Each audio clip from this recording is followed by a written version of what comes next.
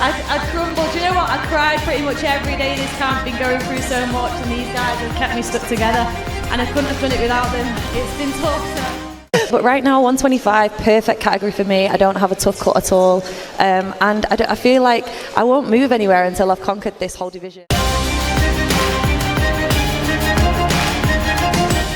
Yeah, no, I'm super excited. It's very far, but I suppose I went to Saudi Arabia last time, so. A champion stepped up to challenge Dakota Ditcheva. Confident, composed, and sure they'd break her streak. But what happened inside the cage shocked everyone and turned into one of the most humbling moments of their entire career. I mean, the prize, like you said, was amazing. The belt's amazing. But for me, I want to fight. You know, I loved fighting 4 times last year. Throughout Dakota Ditcheva's rise, one thing became clear. Every time someone tried to disrespect her, belittle her talent, or underestimate her experience, the result was always the same. She humbled them with skill, precision, and an unshakable mindset far beyond her years. Long before she became a global name, Dakota was targeted by fighters nearly a decade older. Women who believed they could bully, intimidate, or embarrass her simply because she was young. Many of these opponents approached her with arrogance, trash talk, and a dangerous level of confidence, hoping to steal attention by tearing down one of the sport's Chelsea against hers, I think, you know, it's a lot more exciting. So I'm going to try and stay stood up for sure. most promising prospects. But each time they tried, Dakota responded the only way she knew how, by dismantling them inside the cage. One of the first and most shocking examples came from Hannah Brady, a fighter who attempted to intimidate Dakota. Yeah, no, I'm super excited. It's very far, but I suppose I went to Saudi Arabia last time, so. With one of the most disrespectful verbal attacks the young striker had ever received. Brady joked about knocking Dakota out, mocked her mother, and used insults that were far beyond competitive banter. She believed that targeting Dakota emotionally would destabilize her in the cage. Instead, she unknowingly awakened a far more dangerous version of the British-Bulgarian prodigy. When the cage door closed, all of Brady's confidence evaporated. Dakota opened the fight with a storm of hard, punishing body kicks that immediately forced Brady backward. Her long frame and precise technique made every strike look effortless but devastating. Brady tried to move forward behind her jab, hoping to slow Dakota down.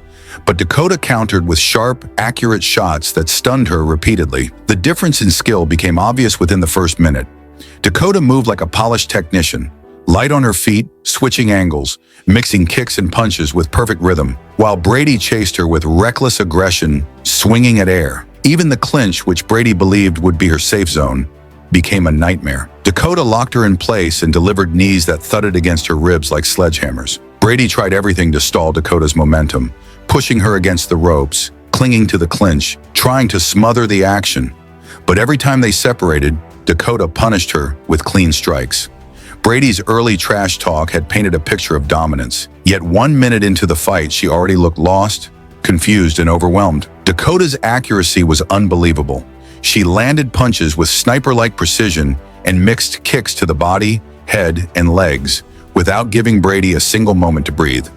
Whenever Brady attempted to slow things down by closing the distance, Dakota unleashed more knees, elbows, and combinations that forced her opponent to retreat. Brady's only hope was to hold Dakota in the clinch long enough to steal points, but even that plan backfired as Dakota continued landing the more meaningful shots. By the end of round 1, Brady was exhausted and visibly hurt, while Dakota looked calm, composed, and ready to take the fight into deeper waters. Round 2 began just as brutally. Dakota came out firing, launching heavy kicks that made Brady rethink every word she had spoken before the fight. Brady tried to stick to the clinch, hoping to grind Dakota down, but Dakota refused to allow her comfort.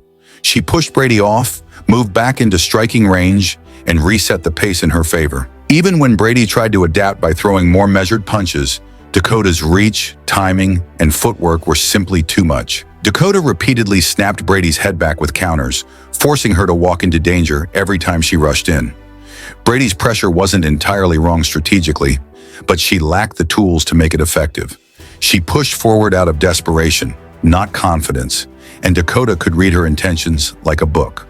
The second round was slower at times due to Brady's repeated clinching, but Dakota scored the cleaner, heavier shots whenever they broke apart. Brady tried to steal the round with knees in the clinch and forward pressure, but Dakota's technical superiority was obvious. Even in the tightest positions, Dakota's balance and posture made a difference. By the end of round 2, Brady was breathing heavily and showing clear signs of fatigue, while Dakota was still bouncing lightly on her feet, barely winded. Round 3 opened with Dakota returning to full aggression. Her kicks were faster, sharper, and more venomous than before. Brady's reactions became slower, and Dakota took advantage instantly. She whipped heavy head kicks that crashed against Brady's guard, making her opponent stagger and panic. Brady immediately resorted to another desperate clinch, holding Dakota tightly as though trying to prevent her own collapse. Whenever they separated, Dakota unleashed more strikes, battering Brady with mid-range combinations that highlighted her crisp technique. As the round reached the midway point, Brady tried to summon whatever offense she had left, throwing flurries, pushing forward, attempting to create chaos, but Dakota maintained complete control. Her counters stopped Brady in her tracks, and her long legs kept her opponent from ever finding a safe distance. The fight briefly opened up with exchanges that excited the crowd, but Brady always retreated to the clinch whenever Dakota landed cleanly. At one point, they stayed locked in for nearly a full minute, exchanging knees while the referee waited for an opportunity to separate them. Once he did, Dakota instantly returned to punishing Brady in the open space. Round 4 was where the fight intensified.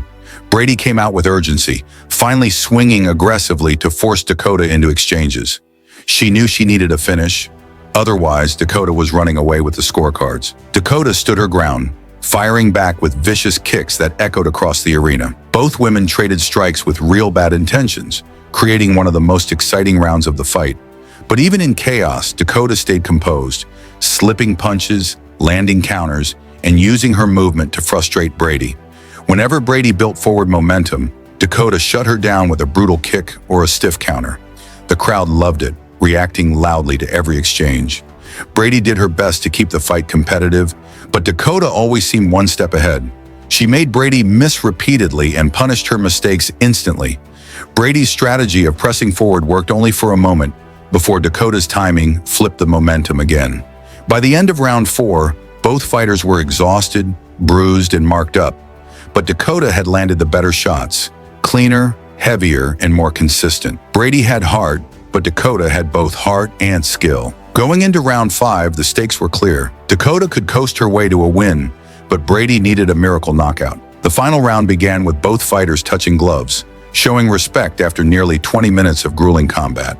They exchanged kicks immediately, signaling that the last stretch would not be passive. Brady avoided clinching for the first time in the entire fight because she needed space to attempt a knockout. But Dakota used that space to dominate the round even further. Dakota's reach, timing, and counter-striking kept Brady at bay, and her footwork frustrated every attempt Brady made to get inside. Brady circled, jabbed, and tried to disguise her entries, but Dakota read every move. She snapped kicks into Brady's ribs and legs, fired fast counters, and controlled the tempo with complete authority. When Brady finally charged with full desperation, hoping for that one perfect punch, Dakota slipped the shot and answered with powerful kicks that stopped Brady's momentum again. By the end of round 5, Brady was battered, exhausted, and fading, while Dakota continued to land crisp strikes until the final second. When the bell rang, both fighters raised their hands. But when the judges read the scorecards, the arena erupted in disbelief. A split draw. Despite Dakota clearly landing the sharper, more damaging shots, the fight was ruled even.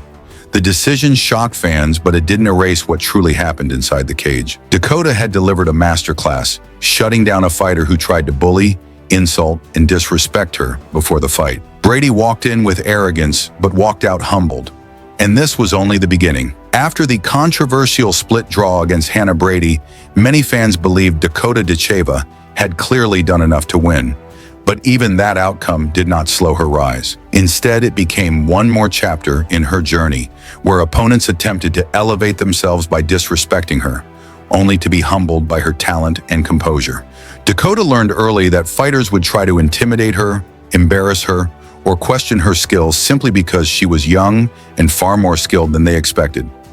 And almost every time an opponent tried that approach, the result inside the cage told the real story. A perfect example came when Dakota faced Layla Ali, another fighter who entered the matchup with confidence and loud pre-fight claims. Ali insisted that Dakota was overrated, that her hype was misleading, and that she herself would expose Dakota with pressure and strength. But once again, the moment the bell rang, the reality was completely different. Dakota controlled the striking from the opening second, landing long, accurate kicks that forced Ali backward immediately. Ali tried closing the distance with boxing combinations, but Dakota's footwork and timing made her look several levels above her opponent. She circled, countered, and punished every mistake Ali made. Within a minute, Ali was already feeling the effects of Dakota's precision. Every kick slammed into her ribs, every punch snapped her head back, and every clinch exchange ended with Dakota landing the more damaging strikes. It became obvious that Ali had underestimated the technical gap between them. Her forward pressure quickly turned into survival mode as Dakota continued dismantling her with clean combinations. Ali tried desperately to swing her way back into the fight, launching wide hooks. But Dakota read every telegraphed motion. She either blocked, slipped, or countered with shots that landed flush. As the round progressed, Ali's confidence evaporated, just like Brady's had in their earlier fight. Dakota remained calm, smiling at moments, showing she was enjoying the challenge. Her understanding of distance made Ali's punches useless. Whenever Ali attempted to clinch, Dakota shut down her posture and delivered powerful knees that drained her energy. Unlike some fighters who lose composure in close range, Dakota thrived there, using her Muay Thai background to punish Ali every time she stepped in. By the end of the first round, Ali looked exhausted, confused, and overwhelmed. Dakota, on the other hand, walked calmly back to her corner without a single mark on her face. Round 2 followed the same pattern. Ali tried coming out aggressively, hoping to shift the momentum, but Dakota saw everything coming.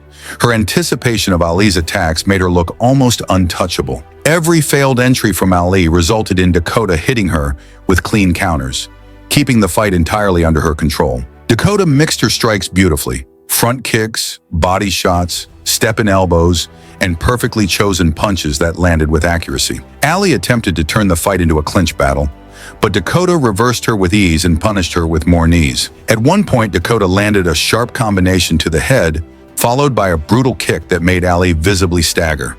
The referee watched closely, ready to intervene at any moment, but Ali refused to quit. She pushed forward, desperate to find one opening that could turn the fight around. Yet Dakota shut everything down with the confidence of a seasoned champion. By round 3, the fight was no longer competitive. Dakota was putting on a clinic, showing exactly why she was one of the brightest rising stars in the sport. Ali's attempts to regain control resulted only in more punishment. Dakota's composure remained perfect, her timing impeccable, and her control absolute. Eventually, the referee stepped in to stop the fight, saving Ali from further damage. Once again, an opponent who entered with arrogance left the cage humbled, defeated, and forced to respect Dakota's skill. Dakota's early years became defined by these encounters. Fighters who believed their experience, power, or toughness would overwhelm her, only to discover that her technique, discipline, and fight IQ were far superior. Even as she matured into a global star, nothing changed. Fighters continued to underestimate her, and she continued to make them pay. Whether it was aggressive brawlers, experienced veterans, or champions seeking to prove a point, Dakota outperformed all of them. Because unlike many fighters who rely on emotion, Dakota relies on intelligence. She is calm in chaos, measured under pressure, and always aware of what her opponent wants to do before they even attempt it. What makes Dakota so dangerous is not just her physical tools, her long frame, her precise striking, her powerful kicks, and her Muay Thai foundation. It is her ability to stay disciplined while opponents lose control. She never chases the knockout. She lets openings appear naturally. She never panics when pressured.